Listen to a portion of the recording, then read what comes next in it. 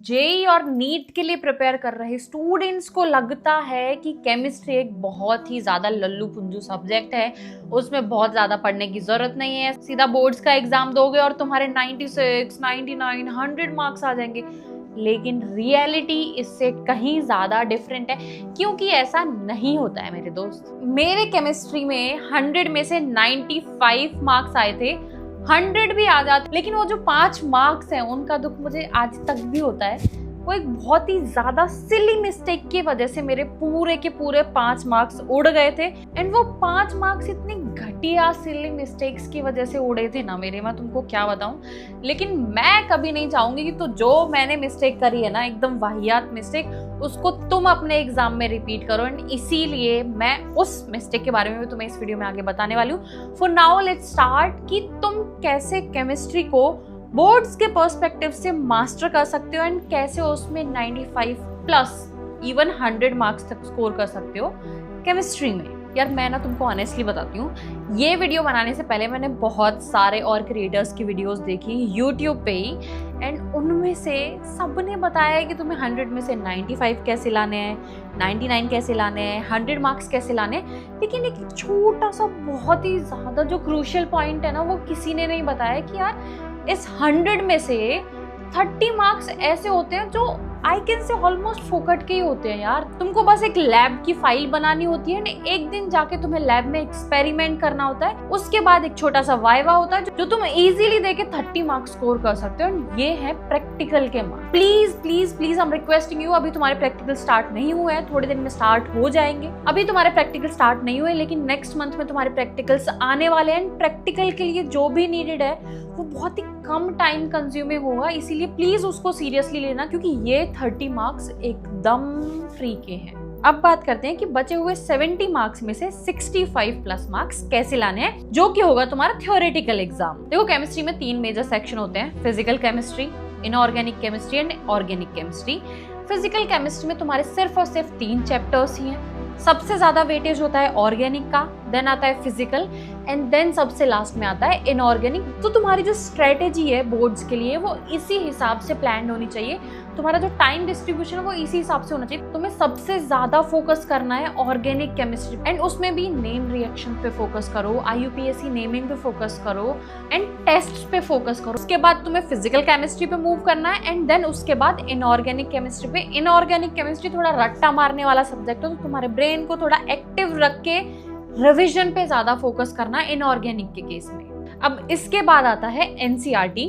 मैंने अपने टाइम पे केमिस्ट्री के लिए NCERT छोड़ के कोई भी दूसरी बुक नहीं उठाई थी। मैंने सिर्फ और सिर्फ NCERT पे ही फोकस किया था, क्योंकि जो तुम्हारा 12th का बोर्ड का पेपर है उसमें से जब एग्जामिनर पेपर बनाता है ना, तो NCERT को ही रेफर करता है और तुम्हें क्लास में भी वही पढ़ाई जाती है। लेकिन तुम में से कुछ स्टूडेंट्स ऐसे होते हैं जिनमें अलग ही किस्म का कीड़ा होता है कि भाई हम सब कुछ कर लेंगे लेकिन हम NCERT नहीं करेंगे। तो ब्रो, अगर तुम्हें NCERT छोड़ के सब करने का शौक है ना, तो भूल जाओ तुम बोर्ड्स में 95 मार्क्स ला सकते हो। तुम्हें सिर्फ और सिर्फ NCERT पे ही फोकस करना है। फिजिकल केमिस्ट्री में तुम्हारी कॉन्सेप्ट अंडरस्टैंडिंग ऑलरेडी बहुत स्ट्रांग है, लेकिन उसके साथ साथ तुम्हें चैप्टर के बीच में सॉल्व्ड एग्जांपल्स भी दिए होते हैं, जिनको तुम्हें बिल्कुल भी इग्नोर नहीं करना है, क्योंकि उसी से तुम्हें समझ में आएगा कि तुमने जो कॉन्सेप्ट पढ़ा है उसका क्वेश्चंस में एप्लीकेशन कैसे होता है, क्वेश्चंस कैसे सॉल्व होते हैं। इनऑर्गेनिक केमिस्ट्री के लिए D&F block and coordinate compounds is again पूरा की पूरा NCERT से ही आता है, उसके लिए भी तुमको NCERT को ही रेफरेंस देना है। एंड ऑर्गेनिक केमिस्ट्री जो तुम्हारी केमिस्ट्री पार्ट 2 बुक है उसमें से ही आएगा।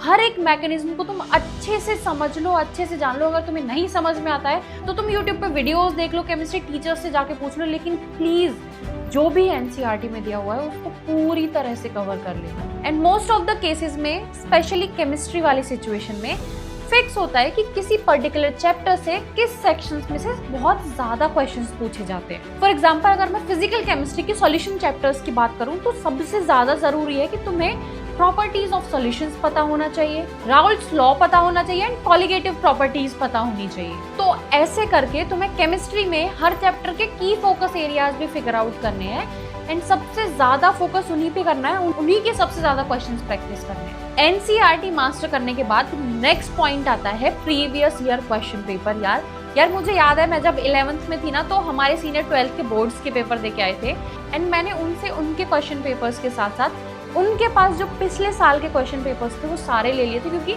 मैं नवोदय में थी एंड वहाँ पे डिजिटल एक्सेस नहीं था, मतलब आप ऑनलाइन क्वेश्चन पेपर्स नहीं निकाल सकते, तो वो फिजिकल फॉर्म में ही पेपर्स हमारे पास होते थे। तो मैंने अपने टाइम पे प्रीवियस ईयर क्वेश्चन पेपर्स को बहुत बहुत बहुत ज़्यादा सीरियसली लिया था, क्योंकि कॉन्सेप्ट अंडरस्टैंडिंग के बाद एनसीईआरटी क्वेश्चन सॉल्व करने के बाद भी जो एक क्लियर अंडरस्टैंडिंग होती है कि बोर्ड्स में क्वेश्चंस कैसे पूछे जाते हैं, वो मुझे प्रीवियस ईयर क्वेश्चन पेपर्स देख के ही समझ में आएगा। इसीलिए it is a must for you also कि आप प्रीवियस ईयर क्वेश्चन पेपर्स को बहुत ज़्यादा सीरियसली लो। ट्राई करो कि तुम एटलीस्ट पिछले 3 से 4 साल के क्वेश्चन पेपर्स डेडिकेटेडली बैठ के सॉल्व कर पाओ। बोर्ड के एग्जाम की टाइमिंग यूजुअली 10:30 to 1:30 होती है।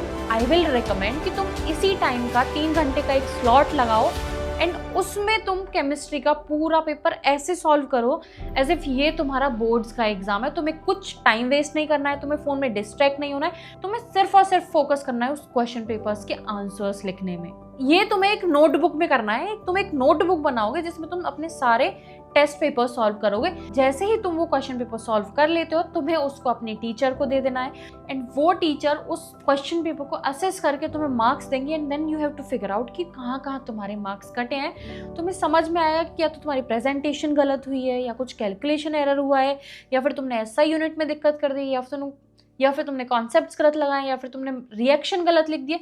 इससे तुम्हें समझ में आएगा कि तुम्हारा वीक एरिया क्या है, कहाँ पे तुम्हें ज़्यादा फोकस करने की ज़रूरत है। अगर तुम पिछले 3 से 4 साल के क्वेश्चन पेपर पूरे सॉल्व कर लेते हो, उसके बाद भी अगर टाइम बचता है तो you can jump on to the sample papers जो कि एग्जैक्टली सेम होते हैं जैसा तुम्हारा केमिस्ट्री का पेपर आने वाला है बोर्ड में, तो तुम उसके लिए भी स्विच कर सकते हो। ये जो टेस्ट हैं, ये जो प्रीवियस ईयर क्वेश्चन पेपर्स हैं, ये आपके लिए बेहद ज़रूरी हैं, आपको देने ही देने हैं चाहे कुछ भी हो जाए। एंड अब आते हैं वीडियो के लास्ट पॉइंट पे, जिसके बारे में मैंने तुम्हें वीडियो के इनिशियल में बताया था कि मेरे प्रैक्टिकल में 30 आउट ऑफ 30 थे, लेकिन जो मेरा थ्योरी का पेपर था उसमें मेरे 65 आउट ऑफ 70 मार्क्स थे। एंड वो जो 5 मार्क्स कटे थे वो एक बेवकूफ़ी की वजह से कटे थे, एंड वो बेवकूफ़ी थी टाइम मैनेजमेंट की। मेरे टाइम पे मेरे केमिस्ट्री का पेपर मुझे बहुत अच्छे से आता था। मैंने quickly question paper go through किया एंड मुझे ये समझ में आ गया कि ये क्वेश्चन पेपर ऐसा है जिससे मैं पूरा आंसर कर सकती हूँ एंड कॉन्फिडेंटली मैं 70 आउट ऑफ 70 स्कोर कर सकती हूँ। मैंने सीक्वेंस में पेपर सॉल्व करना स्टार्ट किया, लेकिन लास्ट में फिर मेरा लास्ट क्वेश्चन रह गया एंड एग्जामिनर मेरी शीट छीन के ले गए। देखो यार, केमिस्ट्री का पेपर है ना, कंपेयर टू अदर सब्जेक्ट थोड़ा लेंदी होता है, तो यहाँ पे टाइम प्रैक्टिस बहुत ज़्यादा ज़रूरी है। इसीलिए मैंने तुम्हें पिछले पॉइंट में भी बताया था कि अगर तुम प्रीवियस ईयर क्वेश्चन पेपर्स लगा रहे हो तो उसको एक डेडिकेटेड टाइम में बैठ के लगाओ, ताकि तुम्हारा टाइम मैनेजमेंट भी इम्प्रूव हो सके, ताकि तुम गिवन टाइम में एक अच्छे से आंसर को अपने को प्रेजेंट कर सको। तो इस बात को तुम गांठ बांध के रख लो कि टाइम मैनेजमेंट केमिस्ट्री जैसे पेपर के लिए बहुत बहुत बहुत ज़्यादा इंपॉर्टेंट है। अगर तुम इसकी प्रैक्टिस नहीं करोगे ना, तो मेरे तो शायद 5 मार्क्स गए हैं, that too because of time management, सब कुछ आते हुए भी।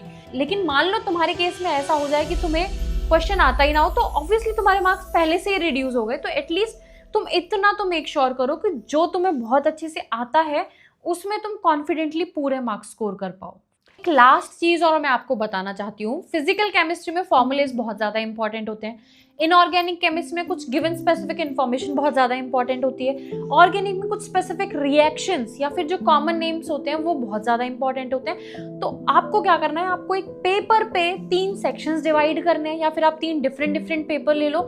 एक पे फिजिकल केमिस्ट्री के जितने भी इंपॉर्टेंट फॉर्मूलाज हैं, तीनों चारों चैप्टर्स के, वो सारे इंपॉर्टेंट फॉर्मूलाज आपको वहाँ पे लिखने हैं, उसको अपनी स्टडी टेबल के सामने चिपका दो, ताकि जब भी आप पढ़ोगे आप उनको अच्छे से रिवाइज कर सको, ताकि आप अच्छे से उनको रिवाइज कर सको। एंड जब क्वेश्चन आपके सामने आए तो आपको ये बैठ के ना सोचना पड़े कि उस फॉर्मूले में क्या था।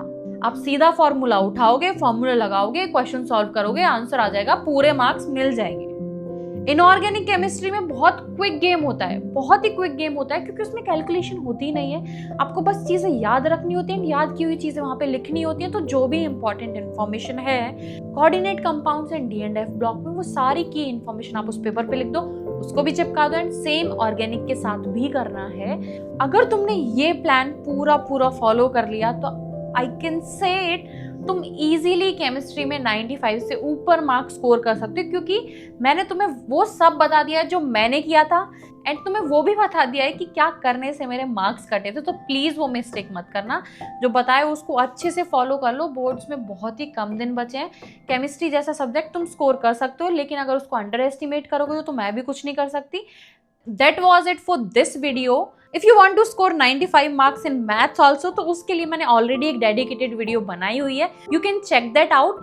And if you want कि एक dedicated video physics and biology के लिए भी आ जाए, तो please मुझे comment section में ज़रूर बता देना. I'll bring that as soon as possible.